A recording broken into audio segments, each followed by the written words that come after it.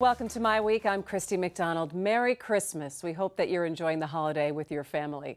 Tonight, we're going to take the opportunity to look back at quite a year in Michigan. From pivotal elections to Detroit coming out of bankruptcy to debates over education and a slowly improving economy. There was no shortage of news in 2014. So tonight, a look back at how Detroit's bankruptcy got done with Kevyn Orr. Plus, the legacy of Senator Carl Levin and Congressman John Dingell. Also, Governor Snyder maps out his next 4 years with us and what's ahead in 2015 with our My Week contributors Nolan Finley and Stephen Henderson. But first, former Detroit Emergency Manager Kevyn Orr. He led Detroit through the biggest Chapter 9 in history, and he did it in record time. His parting words for the city: never forget what got you here in the first place.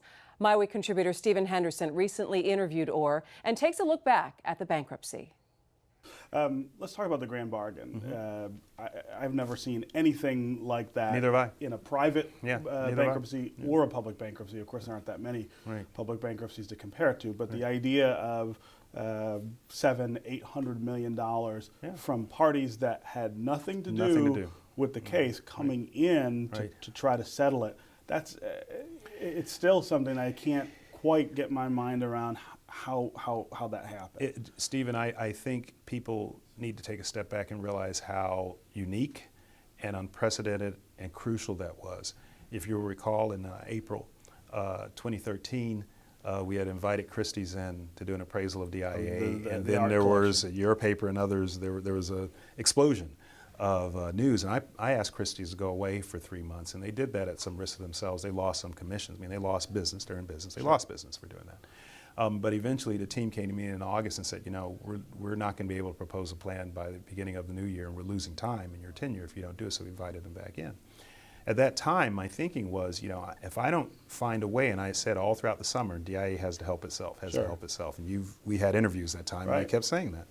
And my thinking at the time was, you know, if we don't find a solution to this thing, I may have to, the fancy word in the art world is deassess. You know, in my neighborhood, we call it a yard sale, right? And I'm going to have to sell some of this stuff to get some value in, because I'm a fiduciary and I can't let valuable assets just stay on the shelf. You got to rationalize it. I got to rationalize it in some way. So Judge Rosen, Miriam Nolan, Darren Walker, Rip Rapson, Hanya Allen, others. The foundation community. Foundation community, 50 never been done before, at $125 million, largest single commitment. And most foundations, they all have different creeds and theories. Most foundations do philanthropy, not charity. You know, they seed money to get money back. This was, in a sense, help without that sort of a creed.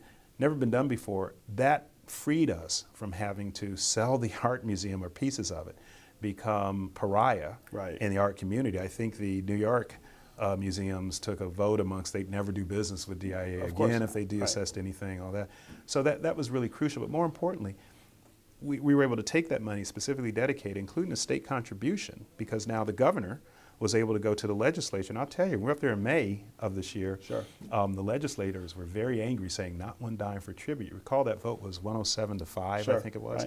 Eventually, we're able to say if the foundations can do this, we have to kick in as well. That was pretty crucial. That was a turning point. Yeah. What would the bankruptcy have looked like without that money? Outside the art museum, which clearly would have been vulnerable, what would it have looked like for retirees, for instance? We had it in the plan. There was option A and option B, not just in their vote, but that was our option. That's what the plan proponent, meaning the city, had. If we had not gotten that money from DIA, and you'll recall for most of the bankruptcy, even with that money, we were being told we were short and that you had to sell, and we had investors from overseas coming in and proposing, you know, $4 billion in assets to hang it in different provinces overseas.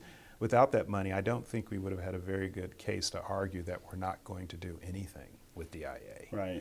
So it would have been a lot messier.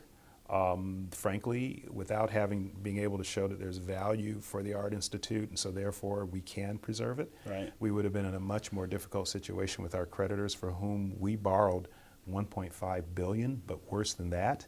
In conjunction with the cops, we entered into a swap transaction, $450 million. Worse than that, DWSD paid $542 million in 2011 and 2012. Between the years 26 and 2012, this city either obligated or paid $2.5 billion. And we're going to say to our creditors, we're not going to give you a dime. That's not going to work. It wouldn't have worked. That wouldn't have worked. And that's not good faith. Great information on what really happened in the whole bankruptcy process. You can see the entire interview with Kevyn Orr on American Black Journal coming up this Sunday, December 28th at 12:30 p.m.